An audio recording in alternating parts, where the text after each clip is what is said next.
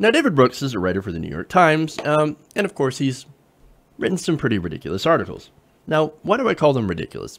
Well, look, David Brooks is a conservative. I don't agree with his ideas. I wouldn't say that he's ridiculous, except that in a lot of the articles he writes, his points seem to be very tone deaf. Like, he gets to some of the problems, yet he doesn't seem to take the extra step to realize what's actually creating those problems. Now, a great example here is one of his newest articles titled, "How We Are Ruining America." Lovely.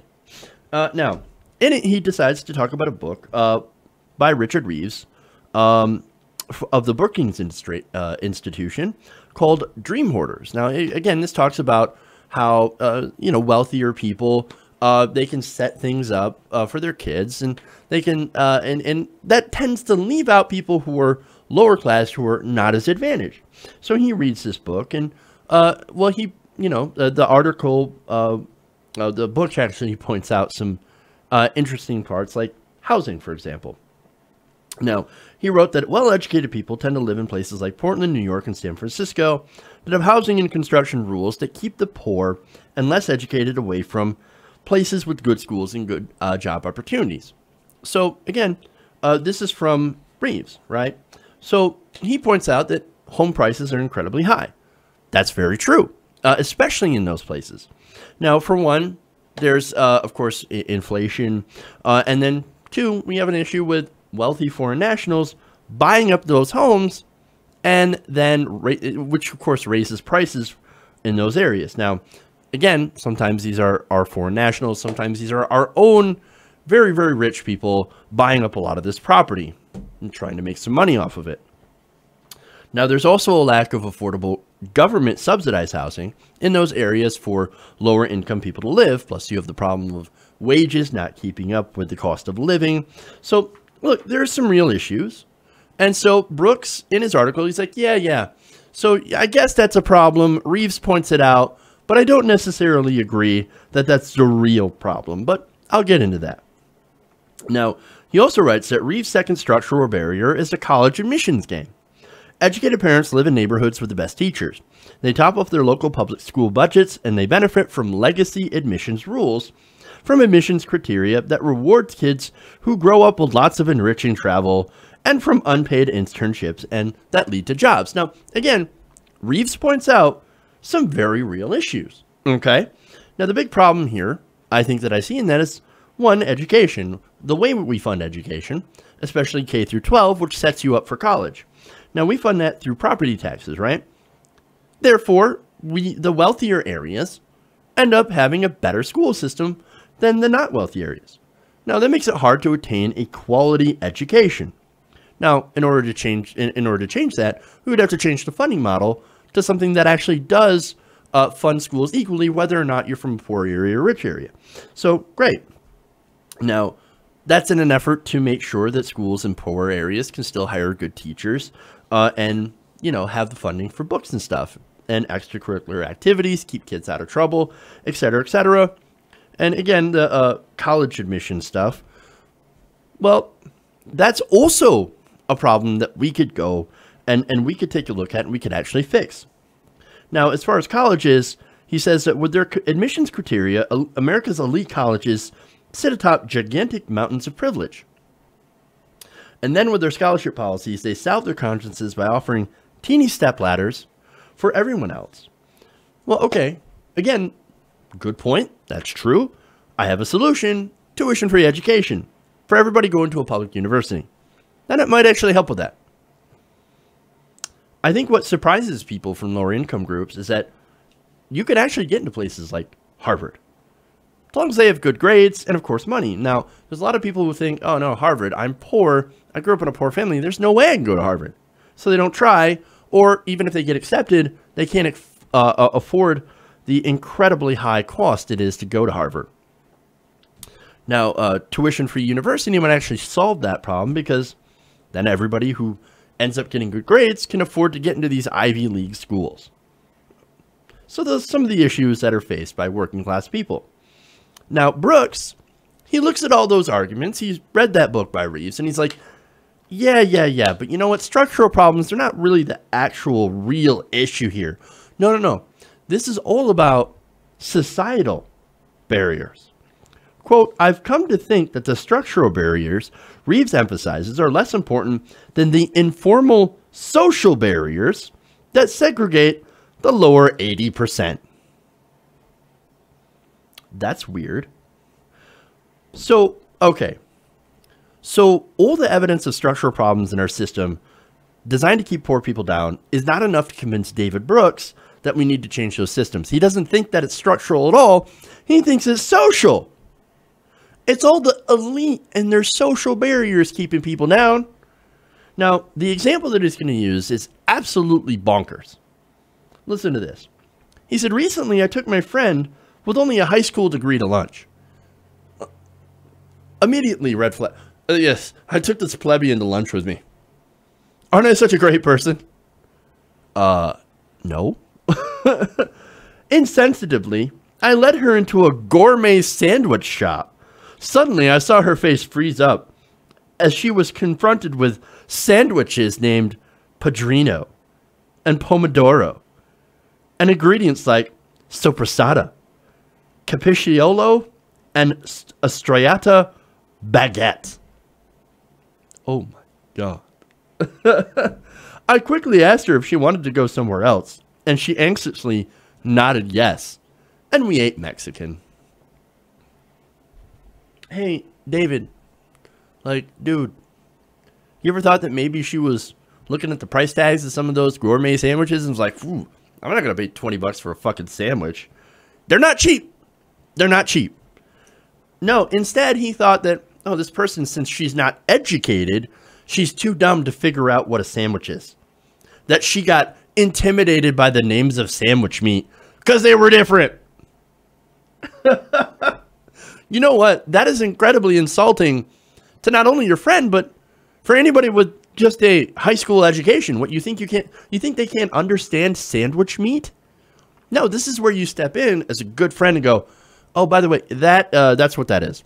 That's actually a salami. Or that's actually a type of ham. It's just Italian. And they'd be like, oh, okay. Well, great. Or maybe she got heartburn. I don't know. She looks at that and goes, oh, that stuff is going to make me feel like shit later. I'm not interested. But of course that wouldn't explain how when they went to go and eat Mexican. But anyway, no, he thinks, and this uses this whole situation. He thinks that our rich hoity-toity culture is so confusing that somebody like her with a high school education, she's never going to get it. She's never going to understand. Again, 100% very, very insulting. Now, he writes, American upper middle class culture, where the opportunities are, is now laced with cultural signifiers that are completely illegible unless you happen to have grown up in this class. They play on the normal human fear of humiliation and exclusion. Their chief message is, you are not welcome here. Look, I don't agree. I think he's way off. For one, I know a lot of cultural, college-educated people who have no idea what a striata baguette is. I don't even know what that is. I could look it up. Hell, I'm the guy who can't figure out, like, which one's larger, Venti or Grande, when I go to Starbucks. Like, I'm just like, can you just have a small, medium, and large? What's with the Venti Grande shit? I can't figure out what's bigger. Just give me the bigger one. But I can learn. But again, here's what you do if you're David Brooks. You explain to your friend that, hey, all that soppressata is, that is just an Italian salami. That's it. You know how I found that out? You look it up. You fucking Google that shit. Okay? Now, that's not hard. And again, you think your friend is too dumb to do that, to figure that out.